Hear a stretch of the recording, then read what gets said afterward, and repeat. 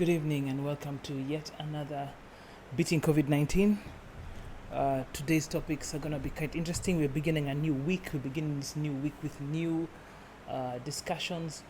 We are in week 2 of the post-lockdown time. So we're going to ask the simple, crucial questions. And today's broadcast or today's vlog, it's going to be about lives and livelihoods.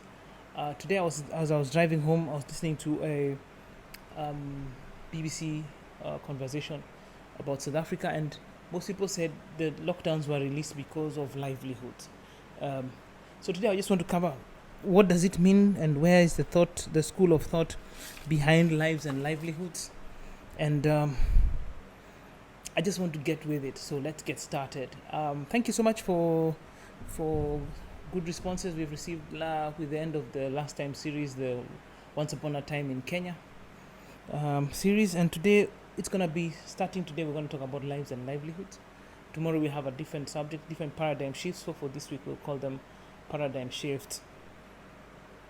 So today it's lives and livelihoods, and let's ask ourselves what's the thought process behind lives and livelihoods. When a country locks down to save lives, what do they mean? And when a country opens up to save livelihoods, what does that mean? They all, ironically, close or open for the same reason. And let me explain. We initiate lockdowns to save lives, given. We also initiate openings to save lives. The only difference is that one, the kind of life they are saving, and two, the reason for saving that life.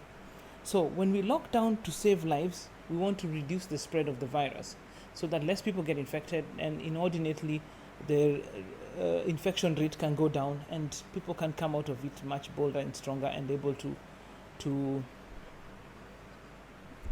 come back to normalcy. Now, the only problem is when you have a situation where, because it's a pandemic, there is no cure, there is no known proper treatment, it's all up in the air.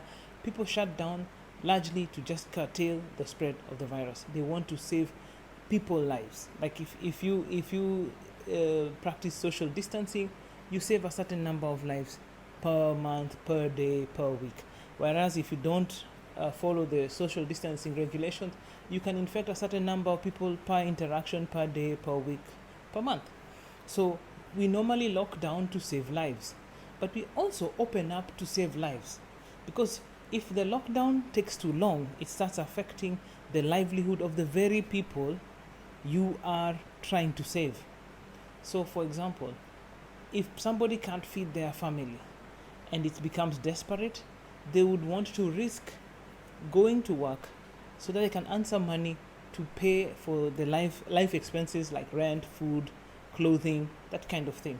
And therefore, we open and close lockdown situations for the same reasons, to save lives.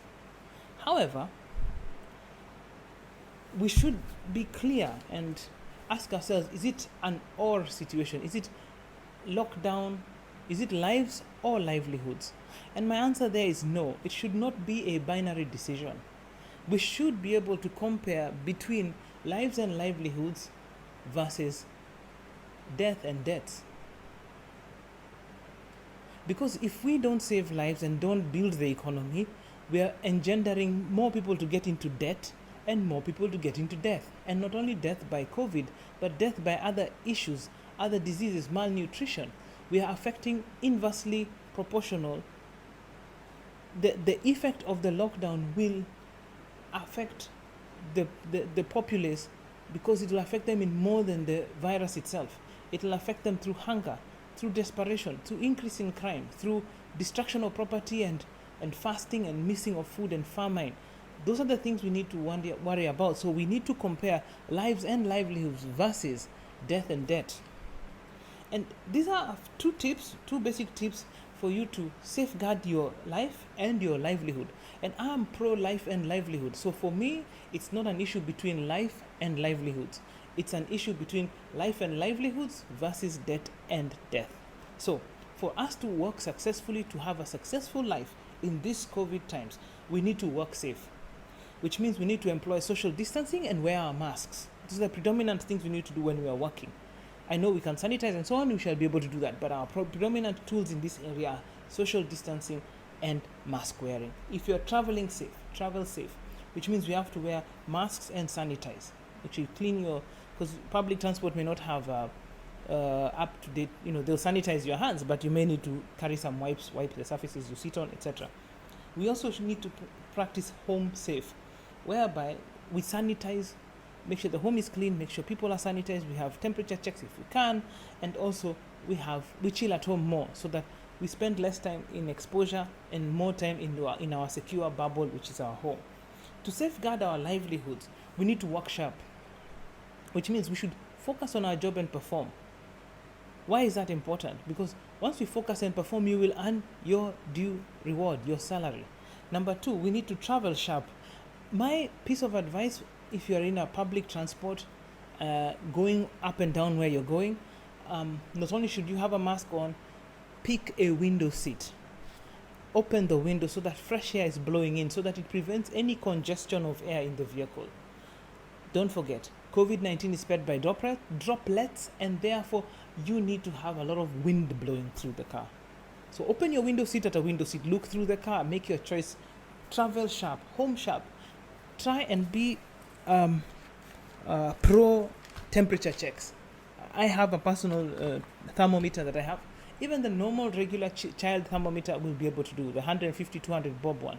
Just measure your temperature on a regular basis, keep the metrics going, eat well, sleep well, enjoy your life. Because the essence of lives and livelihoods is that you will be alive to see them both.